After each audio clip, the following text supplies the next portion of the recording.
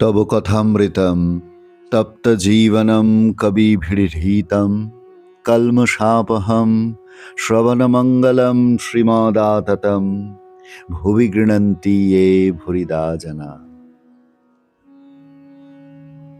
প্রতিদিন প্রতি ঘরে শ্রী শ্রী রামকৃষ্ণ কথামৃত।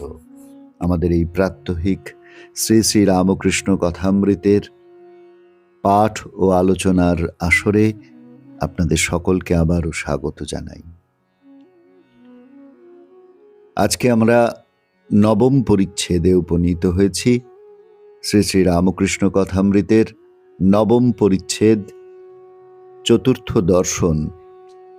এই অধ্যায়টি কথামৃতকার শ্রীম তিনি শুরু করছেন শ্রীমদ্ ভাগবত গীতার ষষ্ঠ অধ্যায় ধ্যান যোগ অধ্যায়ের 22তম শ্লোকটি দিয়ে, যেখানে বলা হচ্ছে ইয়ং লব্ধা চাপরং লাভং মন্নতে নাধিকং ততঃ ইয়স্মিন স্থিতো ন দুঃখেন গুরুণাপি বিচল্যতে। ইয়ং লব্ধা চ অপরং, যাকে যে অবস্থা লাভ হলে যোগী পুরুষ অন্য কোনো প্রাপ্তিকেই তার চাইতে অধিক আনন্দদায়ক মনে করেন না, এবং যে অবস্থায় প্রতিষ্ঠিত হলে মহাদুঃখ তাকে আর বিচলিত করতে পারে না। এইটি সম্যক যোগাবস্থা।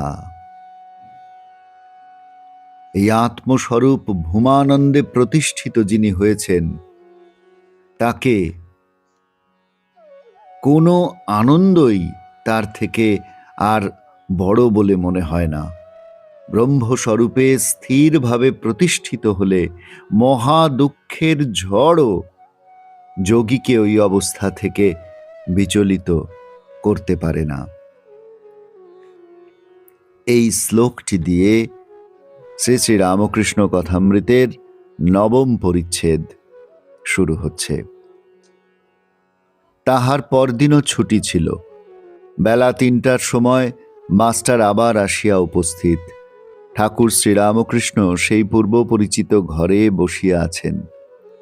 মেঝেতে মাদুর পাতা, সেখানে নরেন্দ্র, ভবনাথ, আরও 2-1 বসিয়া আছেন। কয়টি ছোকরা, 19-20 বৎসর বয়স।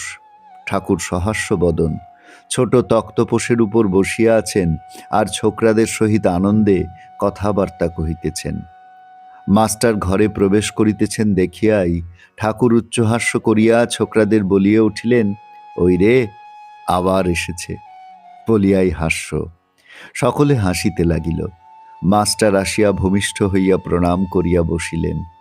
আগে হাত জোর করিয়া দাঁড়াইয়া প্রণাম করিতেন, ইংরেজি পড়া লোকেরা যেমন করে, কিন্তু আজ তিনি ভূমিষ্ঠ হইয়া প্রণাম করিতে শিখিয়াছেন। তিনি আসন গ্রহণ করিলে শ্রীরামকৃষ্ণ কেন হাসিতেছিলেন তাহাই নরেন্দ্রাদি ভক্তদের বুঝাইয়া দিতেছেন। দেখো, একটা ময়ূরকে বেলা 4টার সময় আফিং খাইয়ে দিছিল। তারপর দিন ঠিক 4টার সময় ময়ূরটা উপস্থিত। আফিমের মৌতাত ধরেছিল, ঠিক সময়ে আফিম খেতে এসেছে। সকলের হাস্য। মাস্টার মনে মনে ভাবিতেছেন, ইনি ঠিক কথাই বলিতেছেন। বাড়িতে যাই, কিন্তু দিবা নিশি ইহার দিকে মন পড়িয়া থাকে। কখন দেখিব, কখন দেখিব, এখানে কে যেন টেনে আনলে।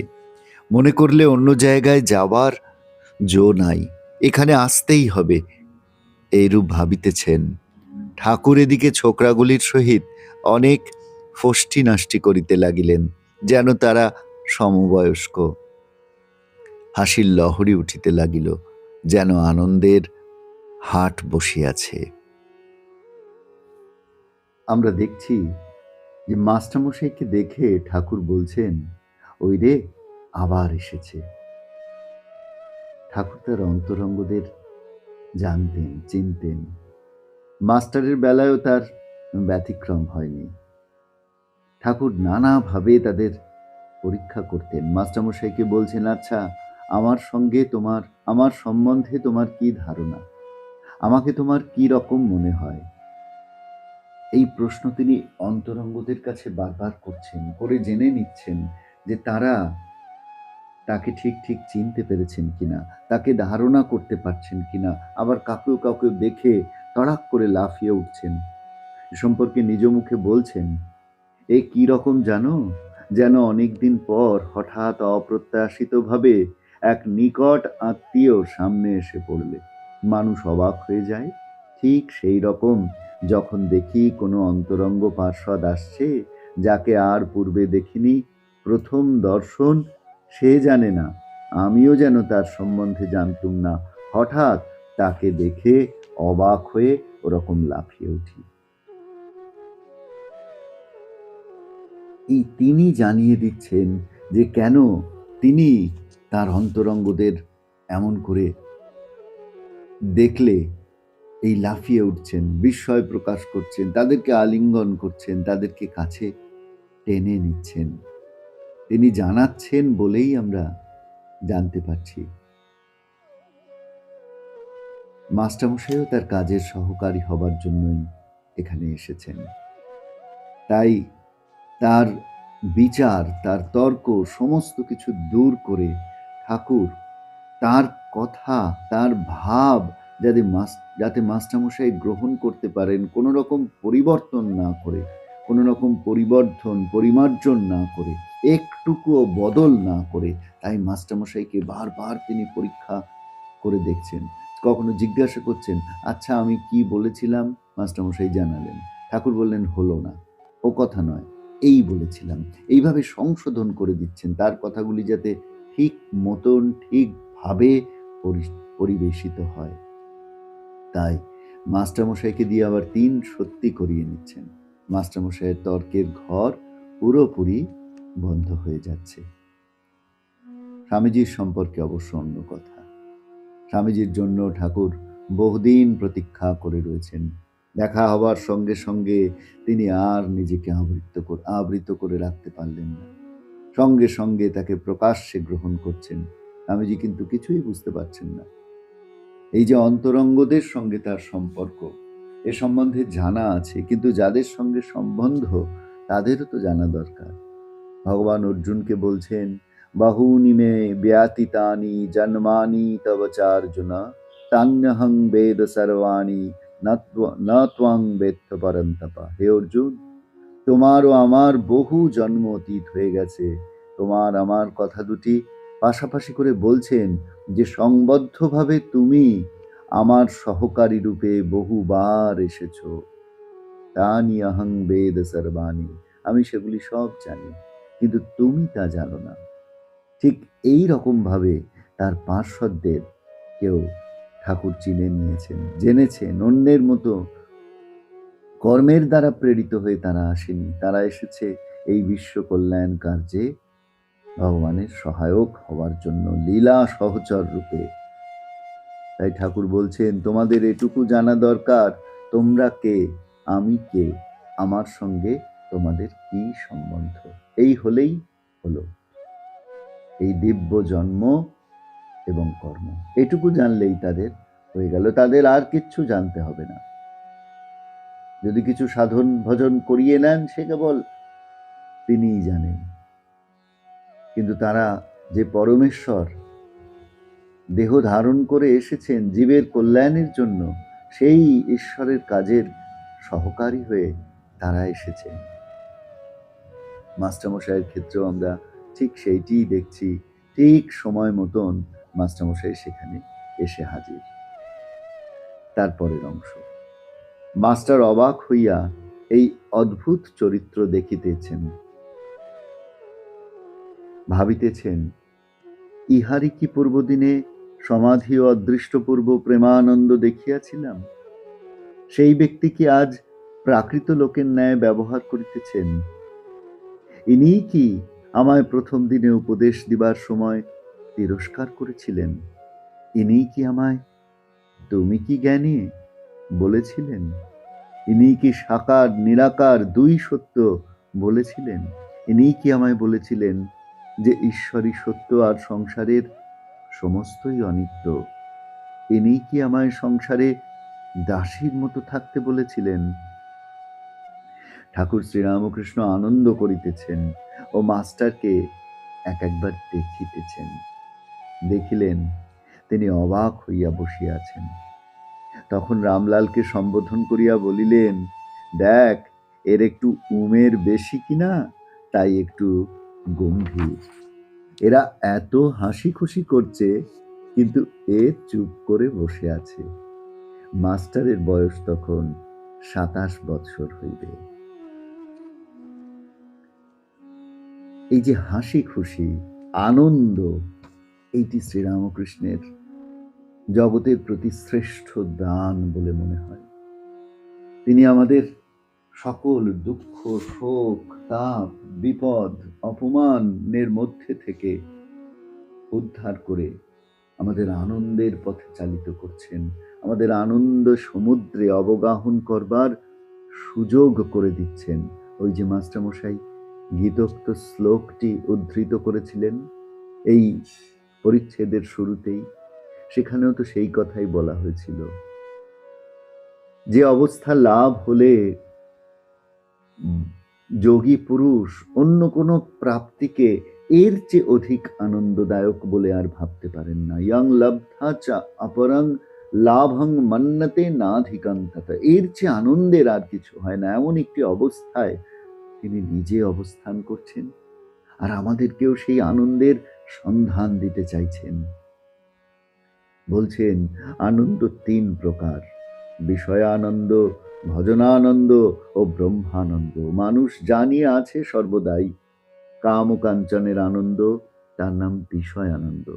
ঈশ্বরের নাম গুণগান যে করে আনন্দ, তার নাম ভজনানন্দ। আর ভগবান দর্শনের যে আনন্দ, তার নাম ব্রহ্মানন্দ। এই ব্রহ্মানন্দই ভূমানন্দ। বিষয়ানন্দের কোটিগুণ আনন্দ অনুভূত হয় ভূমানন্দের প্রাপ্তিতে। এরই কথা শ্রীরামকৃষ্ণ বলছেন। ওই ভূমানন্দে প্রতিষ্ঠিত হলে মহা দুঃখ যোগীর মনকে আর বিচলিত করতে পারে না। যেমন গীতায় আমরা দেখলাম, বলা হচ্ছে, না দুঃখে ন গুরুনাপি বিচাল্যতে, আর বিচলিত হয় না। ওইটি আত্যন্তিক দুঃখাতীত অবস্থা, কেবল আনন্দ। উপনিষদ ওই অবস্থার কথা বলছেন, ইয়াতো বাচো নিবর্তন্তে অপ্রাপ্য মনসা সহ আনন্দং ব্রহ্মণো বিদ্বান ন বিভেতি কুতশ্চন। অর্থাৎ যে বস্তুকে জানতে না পেরে মনোবৃত্তির সঙ্গে বাক্য তার কাছে ফিরে আসে, সে আনন্দ স্বরূপ ব্রহ্মকে জানলে, সেই অপরোক্ষ অনুভূতি হলে কখনো ভয় হয় না। অর্থাৎ মানুষ চির অভি হয়ে যায়। দক্ষিণেশ্বরের ওই ছোট্ট ঘরটি আজ যেন সেই অভিমন্ত্রে ধ্বনিত হচ্ছে। এখানে ভয় কি আর প্রবেশ করতে পারছে না। এখানে কেবল আনন্দ, এখানে কেবল আনন্দ। সকলেই সেই আনন্দের ভাগীদার, সকলে সেই আনন্দে আনন্দিত হয়ে রয়েছেন, মশগুল হয়ে রয়েছেন। মাস্টারমশাই এইটি দেখে অবাক হচ্ছেন। আগের দিন যে মানুষটিকে তিনি সমাধি অবস্থায় দেখেছেন, আগের দিন যে মানুষটিকে তিনি গম্ভীর দেখেছেন, প্রেমানন্দে টলমল দেখেছেন, যে মানুষটি তাকে উপদেশ দেওয়ার সময় তিরস্কার করেছেন, তুমি কি জ্ঞানী বলে মৃদু তিরস্কার করে তার অহং নাশ করেছেন, যে মানুষটি সাকার নিরাকার তত্ত্বের কথা তার কাছে সরলভাবে প্রকাশ করেছেন, যে মানুষটি ঈশ্বরই নিত্য আর বাকি সব অনিত্য। সংসারে কেমন করে থাকতে হবে সেই উপদেশ দিয়ে তাকে ধন্য করেছেন। আজ সেই মানুষটিকেই দেখছেন তিনি ছেলে ছোকরাদের সঙ্গে ফষ্টি নাষ্টি করছেন, মজা করছেন, আনন্দ করছেন। এই আনন্দের উৎস কি? মাস্টারমশাইয়ের নিশ্চয়ই প্রশ্ন জাগছে মনে।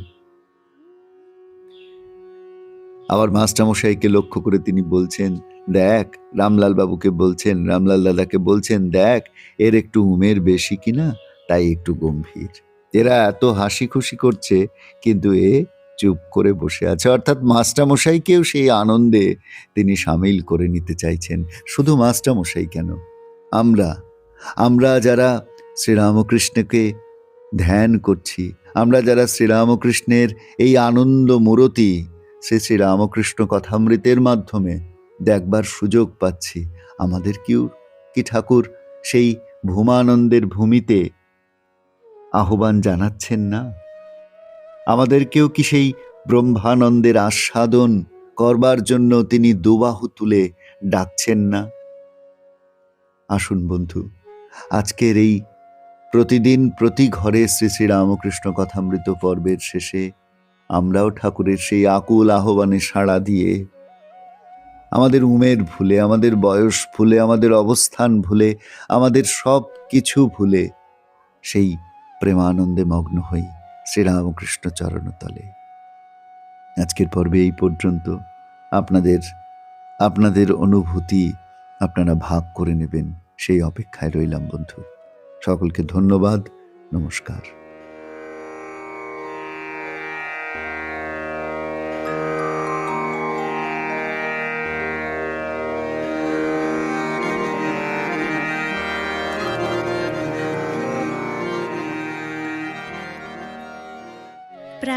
প্রাণারাম প্রাণারাম প্রাণারাম